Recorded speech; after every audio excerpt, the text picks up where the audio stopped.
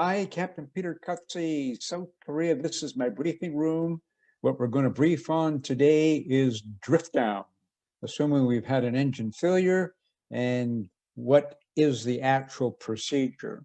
Well, let's have a look at it in the FCTM.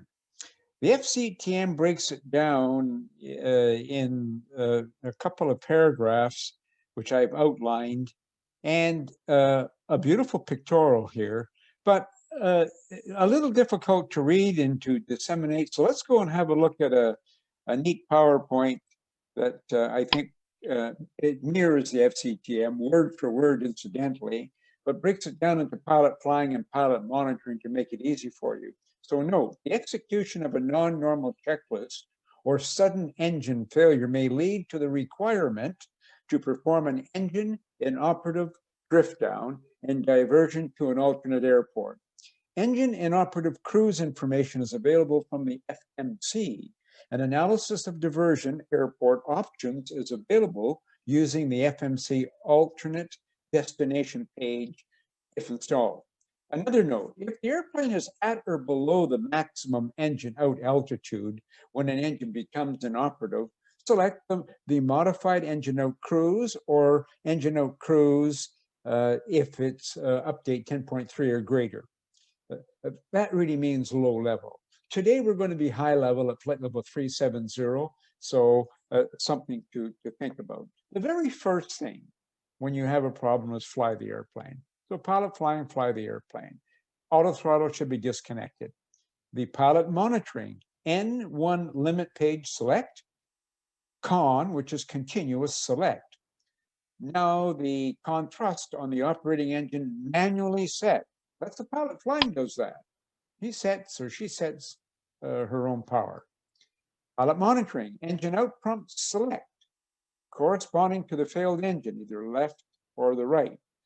This displays modified engine out cruise or engine out cruise for the engine FMC 10.3 or later. And the FMC calculates an engine out target speed and maximum engine out altitude at the current gross weight. The fields are updated as the fuel is burned. Maximum altitude in the MCP window set. Engine out target speed in the MCP set. If you notice, that's the pilot monitoring. The pilot flying flies the airplane. May have to put on some rudder trim, whatever, and fly the airplane as the airspeed is decaying. So allow the speed, pilot flying, to slow to engine out speed, then level change, engage. Initiate a turn only if required, using heading select. If there's somebody directly underneath you on TCAS, you're certainly not going to descend into that person, so you'll turn whatever as required.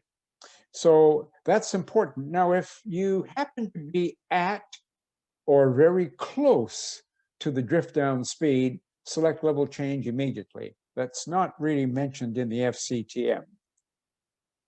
Now, if the engine out target speed and maximum continuous thrust are maintained, the airplane levels off at the original maximum altitude. However, the updated max altitude is displayed on the engine out cruise page.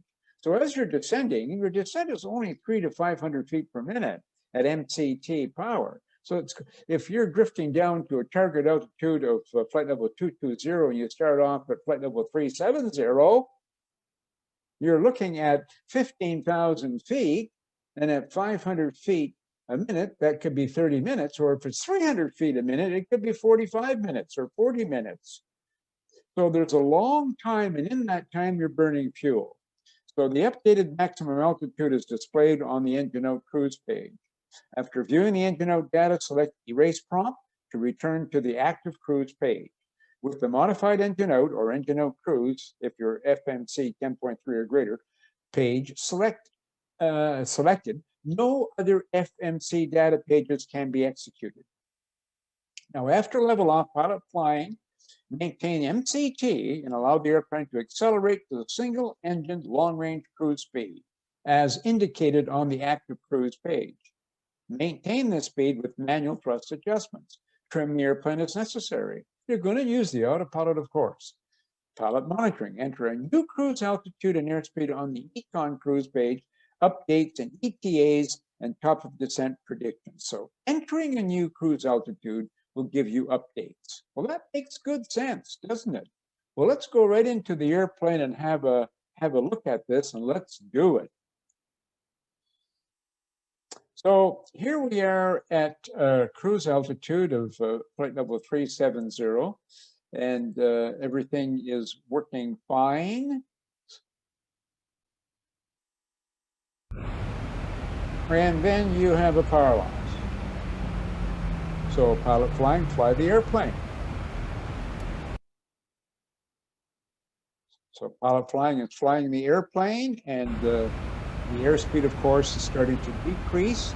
And now the first officer is, the pilot monitoring is going to go ahead and select the N1 limit page. N1 limit page, and you're going to select con, and now the pilot flying disengages the auto throttles. Of course, they would have been disengaged, but disengages the auto throttles and select con thrust. And of course, apply rudder trim as needed in order for the to keep the aircraft in trim. So the autopilot is engaged, and if you notice, the slip skid indicator is lined up, and that is your indication or your cue to how much trim to actually use. So we're doing pretty good. The airspeed is decreasing, and in the interim, the first officer has to do other items. He will actually select the engine out page, and when selecting it, he'll get the information required. Now, the information that he got was an altitude of 226.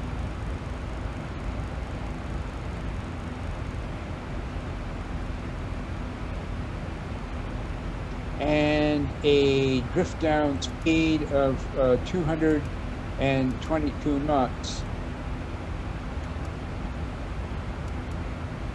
Now that window would have opened, and we would be able to actually select a speed to speed intervene, and actually once the pilot flying, in this case the captain is the pilot flying, actually got to the speed of 222, he would select level change.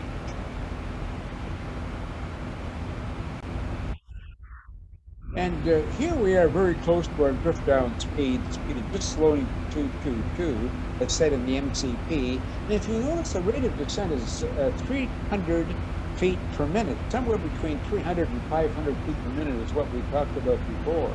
So this is important, and it's good that it's happened that way. In case there is someone below you, you would have enough time to turn off. But what it actually also brings in is another factor.